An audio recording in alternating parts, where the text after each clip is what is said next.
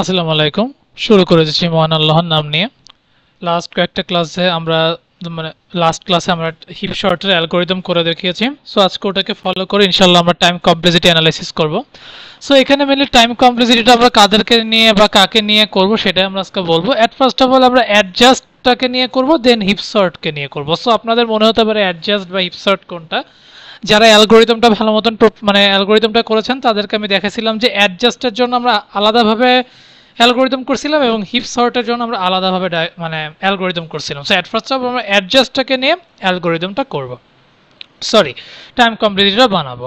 So at first of all আমি একটা suppose tree দিয়ে রাখলাম, নর্মাল ট্রি। সো এখান থেকে ফার্স্ট অফ অল আমরা কি নিয়ে অ্যাকচুয়ালি টাইম কমপ্লিটিটা করব।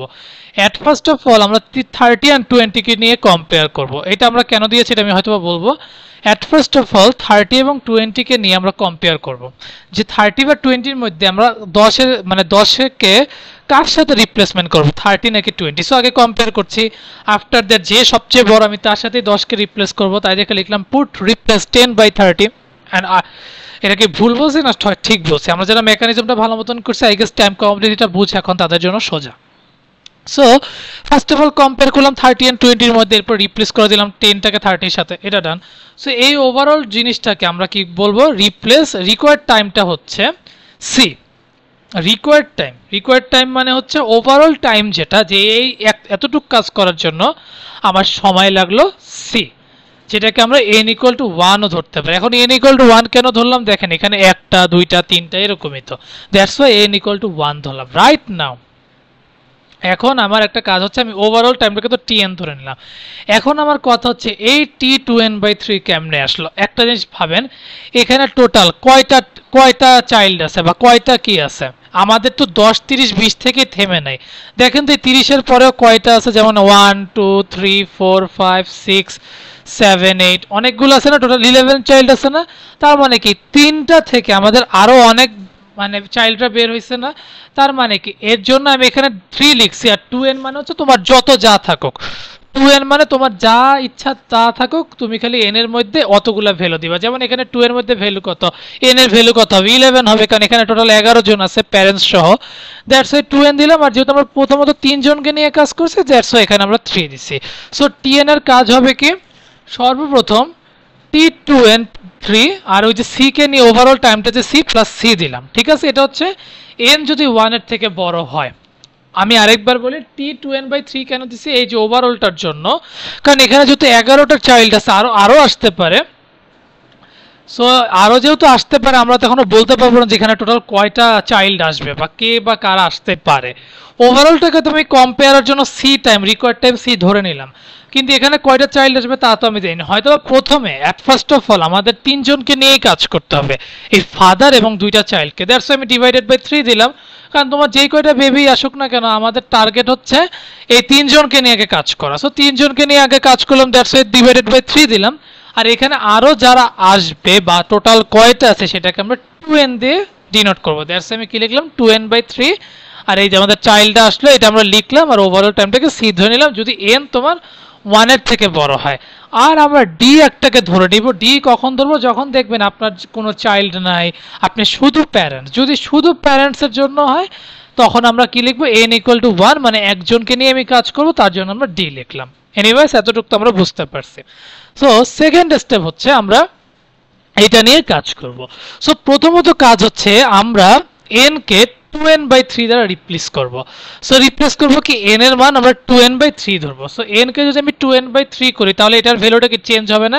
এই n এর জায়গায় যদি আমি 2n/3 বসাই তাহলে দেখেন এই যে এরকম আসে। এখন আপনার মনে হতে পারে 2 3টা যদি আমি n এর জায়গায় বসাই, মানে n এর জায়গায় 2n/3 বসাই তাহলে 2/3 এরকম আসছে কেন, একবার ইমাজিন করে তো। এটা যদি আমরা আর ভাবে গুণ করি তাহলে কি 2 আর 3 নিচে চলে আসে না, এই যে এটা, তখন টোটাল রেজাল্ট কি আসে, এই যে এরকম আসে। এখন 2 স্কয়ার 3 স্কয়ার কেন দিছে দেখেন, 2 আর 2 দুইটা 2, তাই থেকে 2 স্কয়ার, দুইটা 3 থেকে 3 স্কয়ার, কারণ 4 আর 9 আসে যেহেতু আমরা এরকম ভাবে করলাম।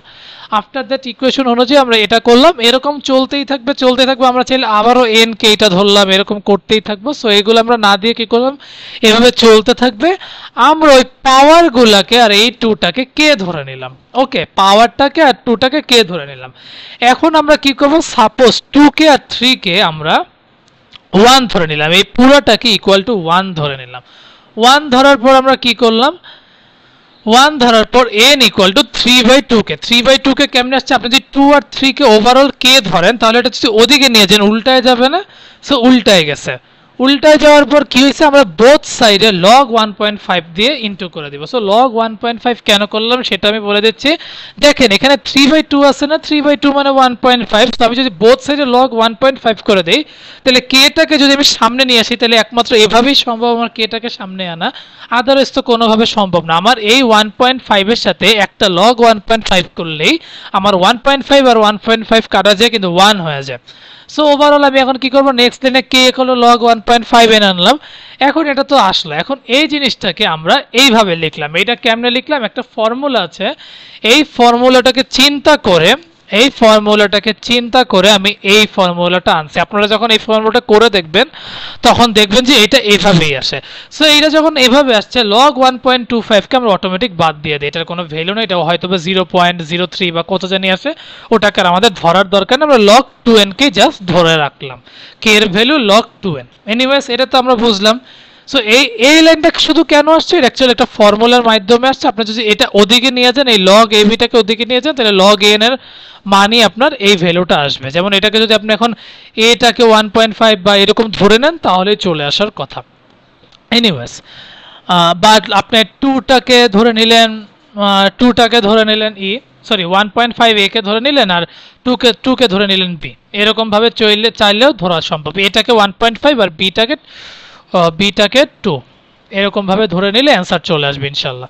এনিওয়েজ সো এইভাবে ওভারঅল করার পর আমার এই রেজাল্টটা আসছে। এখন আমাদের কি করতে হবে, এখানের মানগুলো চেঞ্জ করতে হবে। তো তার আগে আমি বলে রাখি tn ইকুয়াল টু d, আপনার t1 এর মানও d হবে। আমরা কিন্তু আগেই বলে রাখছি যে t1 এর মান d হবে, কারণ ওই যে ফার্স্টে বলছি না যে n1 এর মান n যদি সমান সমান 1 হয় তাহলে d হবে। সো এটাই আমরা আগে লিখে রাখছি। So at first of all এই 2k 3k আমরা কি করব, t1 ধরে নিব, কারণ আমরা কিন্তু এই 2k divided by 3k n কে আমরা 1 ধরে নিছি। আর k এর মানটা আমরা বসাই দিলাম, k এর মানটাকে এটা বসাই দিলাম, ওভারঅল জিনিসটাকে বসাই দিলাম ইনটু c।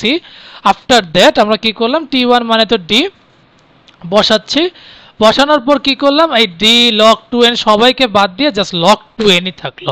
log 2n কেমনে থাকলো, আমরা তো এই log 1.52 কে বাদে দিয়ে দিলাম, ওটার তো আমার দরকার নেই। তাহলে c এর সাথে log 2n করলে কি শুধু log 2n ই আসে, তাহলে অ্যাডজাস্টেড টাইম কমপ্লেক্সিটিটা হচ্ছে log 2n।